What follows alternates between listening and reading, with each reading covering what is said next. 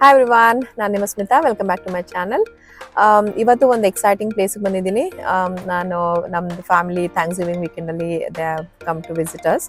So ಎಲ್ಲಿ ಬಂದಿದ್ದೀವಿ ಅಂತಂದರೆ city never sleeps, the big apple, New York ಸಿಟಿಗೆ ಬಂದಿದ್ದೀವಿ. ಇವತ್ತು the plan is to cover Hudson Yards ಮತ್ತು WTC ಆಕ್ಯುಲಸ್, ಅದಾದಮೇಲೆ ಟೈಮ್ ಸ್ಕ್ವೇರ್ ಹೋಗೋಣ ಅಂತ ಅನ್ಕೊತಾ ಇದ್ದೀವಿ. ಸೊ ಐ ಡೋಂಟ್ ನೋ, ಇವಾಗ ಆಲ್ರೆಡಿ ಮಧ್ಯಾಹ್ನ ಆಯಿತು, ಎಷ್ಟು ಕವರ್ ಮಾಡ್ತೀವಿ ಅಂತ ಗೊತ್ತಿಲ್ಲ. ಪಾರ್ಕಿಂಗ್ ಕಾರ್ಗೆ ಕಾಯ್ತಾ ಇದೀವಿ. ಕಾರ್ ಪಾರ್ಕ್ ಮಾಡಿಬಿಟ್ಟು will head towards Hudson yard.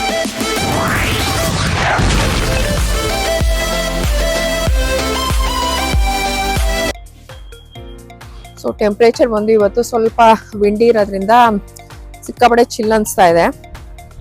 Temperature around 40 ಫಾರೆನ್ಹೀಟ್ ಇದೆ, ವಿಚ್ ಈಸ್ ಆಲ್ಮೋಸ್ಟ್ 4 ಡಿಗ್ರಿ ಸೆಲ್ಸಿಯಸ್ಸಲ್ಲಿ. ಸ್ವಲ್ಪ ಕೋಲ್ಡ್ ಆಗ್ತಾ ಇದೆ.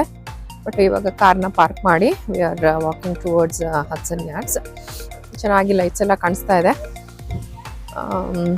ಬನ್ನಿ ಹೇಗೆ ಡೆಕೋರೇಟ್ ಮಾಡಿದ್ದಾರೆ ಈ ಹಾಲಿಡೇ ಸೀಸನ್ಗೆ ನೋಡೋಣ.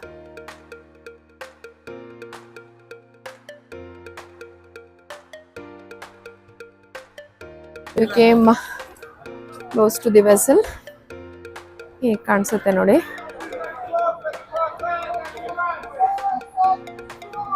So architecturally it's built so differently. ಇಲ್ಲಿ ಆ್ಯಕ್ಚುಲಿ ಮೇಲೂ ಹೋಗ್ಬೋದು. ಟ್ರೈ ಮಾಡ್ತೀವಿ ಟಿಕೆಟ್ ಸಿಗುತ್ತಾ ಅಂತ. ಯೂಶ್ವಲಿ ಸೋಲ್ಡ್ ಔಟ್ ಆಗ್ಬಿಟ್ಟಿರುತ್ತೆ. ನಾವು ಎಷ್ಟೊತ್ತಿಗೆ ಬರ್ತೀವಿ ಅಂತ ಗೊತ್ತಿರಲಿಲ್ಲ, ಸೊ ಅದಕ್ಕೆ ನಾವು ಟಿಕೆಟ್ಸ್ ಕೂಡ ಬೈ ಮಾಡೋಕ್ಕಾಗಿರಲಿಲ್ಲ. ಎದುರುಗಡೆನೇ so there is a shopping complex ಇದೆ, ಮಾಲು. ಸೊ ಒಳಗಡೆನೂ ಹೋಗ್ಬಿಟ್ಟು, ಒಳಗಡೆನೂ ಅಷ್ಟೇ ಲೈಟಿಂಗ್ಸ್ ಡೆಕೋರೇಷನ್ಸ್ ತುಂಬ ಚೆನ್ನಾಗಿ ಮಾಡಿರ್ತಾರೆ. ಹೋಗಿ ಒಳಗಡೆ ಒಂದು ನೋಡ್ಕೊಂಬರೋಣ. ಈ ಲೈಟ್ಸ್ ಎಲ್ಲ ನೀವೇನು ನೋಡ್ತಾ ಇದ್ದೀರಾ, ಇದೆಲ್ಲ ಅರೌಂಡ್ 2 ಮಿಲಿಯನ್ ಲೈಟ್ಸ್ ಹಾಕಿದಾರಂತೆ ಇದು ಎಂಟೈರ್ ಮಾಲ್ಗೆ. ಸೊ ಇಷ್ಟು ದೊಡ್ಡ ಮಾಲ್ ಅಂತಂದರೆ ಆಬ್ವಿಯಸ್ಲಿ ಇಷ್ಟು ಲೈಟ್ಸ್ ಬೇಕೇ ಆಗುತ್ತೆ, ಅದನ್ನು ಸ್ಪೆಷಲಾಗಿ ಡೆಕಪ್ ಮಾಡೋಕ್ಕೆ ಫಾರ್ ಹಾಲಿಡೇಸ್. ಈ ಹಾಟ್ ಏರ್ ಬಲೂನ್ ಥರ ಏನು ನೋಡ್ತಾ ಇದ್ದೀರಾ, ಇದು ಮೋಸ್ಟ್ ಇನ್ಸ್ಟಾಗ್ರಾಮೆಬಲ್ ಸ್ಪಾಟ್ ಅಂತಲೇ ಹೇಳ್ಬೋದು. ತುಂಬ ಜನ influencers who are living in New York city ಮತ್ತು ಅರೌಂಡ್ ನ್ಯೂಯಾರ್ಕ್ ಸಿಟಿ ಯಾರಿರ್ತಾರೆ ಅವರಂತೂ ಇಲ್ಲೆಲ್ಲ ಬಂದು ಫೋಟೋಸ್ ತೊಗೊಂಡು ಲೈಕ್ ವೀಡಿಯೋಸ್ ಎಲ್ಲ ಮಾಡಿ ಅವ್ರ ಇನ್ಸ್ಟಾಗ್ರಾಮ್ಸಲ್ಲೆಲ್ಲ ಹಾಕ್ತಾ ಇರ್ತಾರೆ. ಸೊ ಇದು ತುಂಬಾ ಫೇಮಸ್ ಆಯಿತು ಲಾಸ್ಟ್ ಫ್ಯೂ ಇಯರ್ಸಿಂದ. ಹಿಂದೆನೇ ನೋಡಿ ದ ವೆಸಲ್ ಕೂಡ ಕಾಣಿಸ್ತಾ ಇದೆ.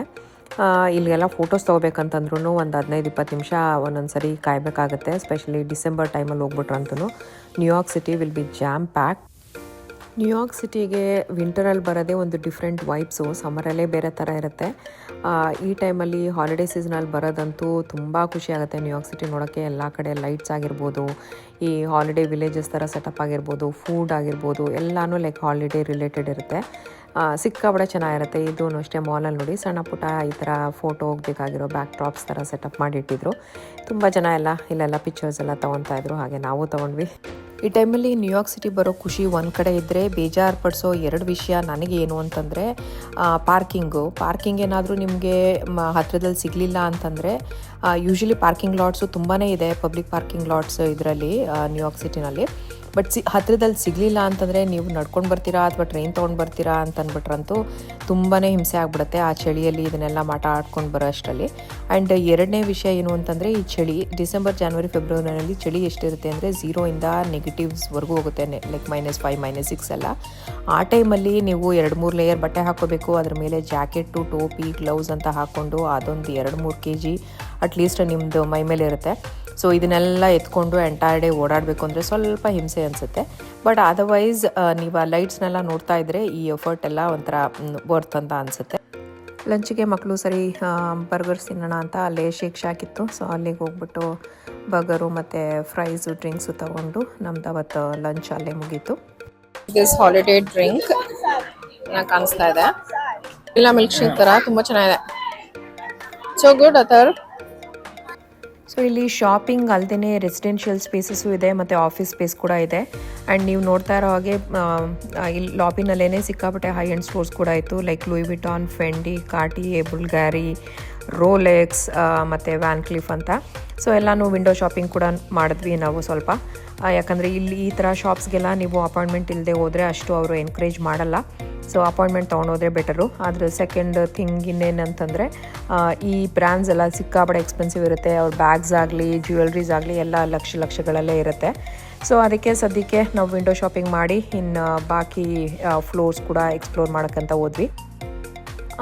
ಐ ಥಿಂಕ್ 3-4 ಫ್ಲೋರ್ಸ್ ಇತ್ತು ಹಡ್ಸನ್ ಯಾರ್ಡ್ಸಲ್ಲಿ. ಸೊ ಅದನ್ನೆಲ್ಲ ನೋಡೋಕೆ ಹೋದಾಗ್ಲೂ ಅಗೇನ್ ಅಲ್ಲೂ ಸಾಕಷ್ಟು ಶಾಪಿಂಗ್ಗಳಿಗೆ ಸ್ಟೋರ್ಸ್ ಇತ್ತು. ಮತ್ತು ಕ್ಯಾಂಡಿ ಶಾಪ್ಸ್ ಆಗಿರ್ಬೋದು, ಕೆಫೇಸ್ ಆಗಿರ್ಬೋದು, ಮತ್ತು ಸ್ಮಾಲ್ ಡ್ರಿಂಕ್ಗೋಸ್ಕರ ಲೈಕ್ ಕ್ವಿಕ್ ಬಾರ್ಸು, ರೆಸ್ಟೋರೆಂಟ್ಸು ಇದೆಲ್ಲ ಇತ್ತು. ಸೊ ಅದನ್ನೆಲ್ಲ ನೋಡಾಯಿತು.